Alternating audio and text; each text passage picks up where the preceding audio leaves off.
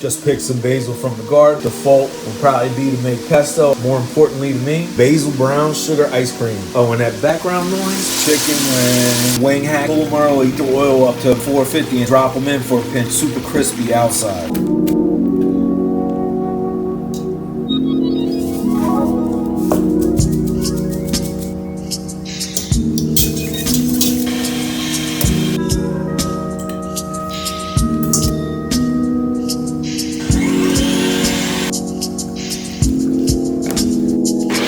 NutriBullet pretty much emulsifies it. Don't even have to strain it.